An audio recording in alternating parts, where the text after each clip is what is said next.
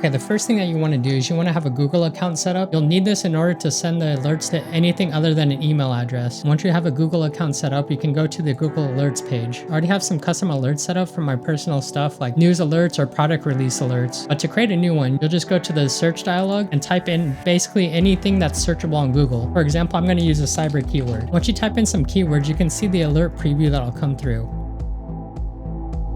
If the alert preview is showing kind of what you're looking for, then you're all set. If not, then you need to refine your keyword tags. Once you're satisfied with the preview results, drop down the Show Options tab to customize. The deliver method is what you want to change from your email address to an RSS feed. Once you change that, it'll change the how often to update as it happens. You can change sources to be more specific. For example, these are the different ones you can choose from. I just leave mine on automatic. You can also choose a language, a region, as well as how many results. Once you have your settings set for the alert, all you have to do is just create the alert. Once the alert's created, it'll show up in your alerts tab and you can click the RSS feed icon.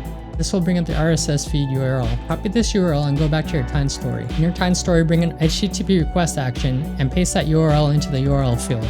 Change the method from post to get, and you don't need to supply a payload. Content type will be XML. Once that's set, you can run the action to see the output. Open the events to see the output.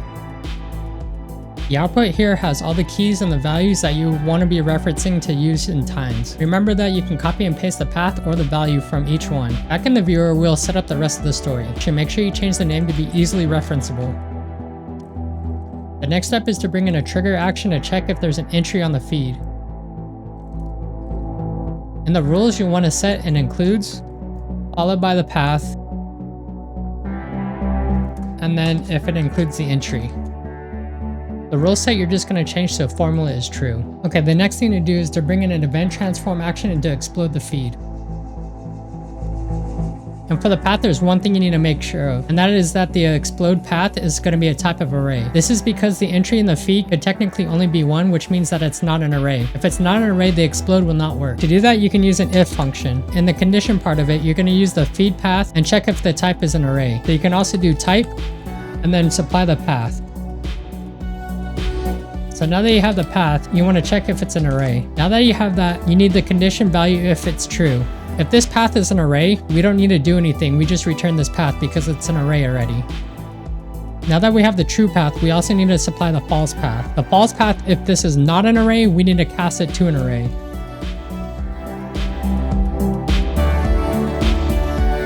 Once that's set, bring in another event transform action to deduplicate the events.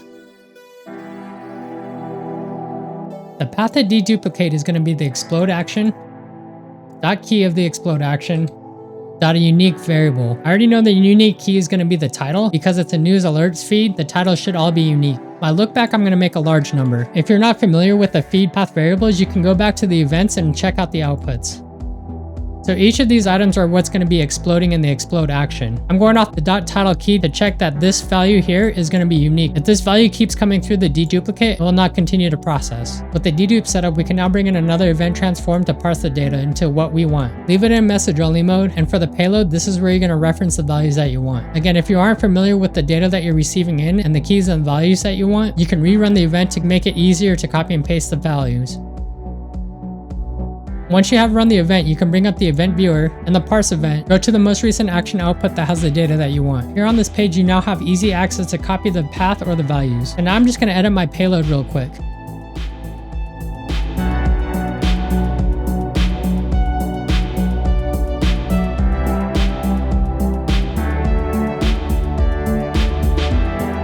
For the send time, I'm actually going to use a Tines function to format this to a specific time zone. This time zone is my current time zone. Now that you have that set up, you can check the output by remeeting the most recent event. Here I noticed that I actually copied the wrong value for the link.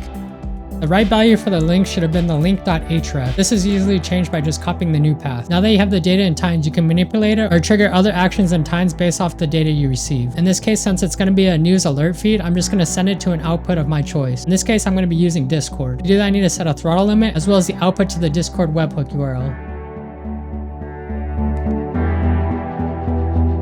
I just copy and pasted another HTTP request action with the webhook URL I wanted for Discord. For the content field, I do need to change this to be relevant to what I'm working with now. This is just going to be the same topics I got from the parse event.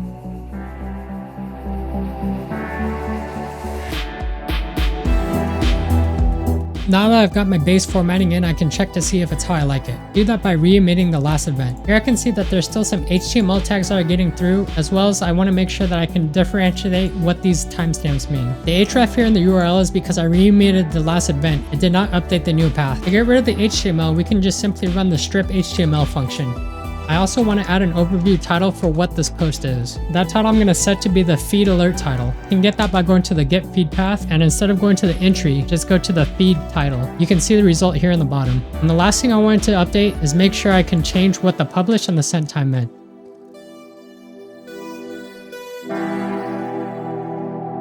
Now I'm going to rerun the whole thing, but I'm going to reduce the amount that I'm getting just for testing purposes. I'm also going to clear the dedupe memory so that I can get these events in. Here we can check the new output in Discord. So we can see that the new messages are coming through with an overview title, as well as HTML tags have been stripped out. It looks like the strip HTML also needs to be set on the title. One last thing I noticed is that the new messages that are coming in are almost hard to differentiate between the two. So I can also add a line break in my formatting.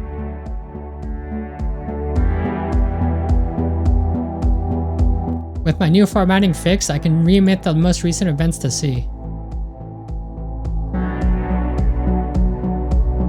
Okay, now that I like the formatting a lot better, the last thing is to set this to a schedule so that it runs automatically. To do that, I'm going to go to the topmost action and go to the status. Here under scheduling, you'll be able to set a specific schedule for this. As I'm not working in a story that is currently published, I won't be able to do that, but this is where you'll do it. Once that schedule is set, this action will run on that schedule automatically, and each time it does, it'll pull this new feed in and then process through the story and then go to your output. Okay, now you should be able to get automatic notifications from Google Alerts. If you're interested in creating more projects and wanting to learn how to automate more cool things in Tines, be sure to like, subscribe, and check out my other posts.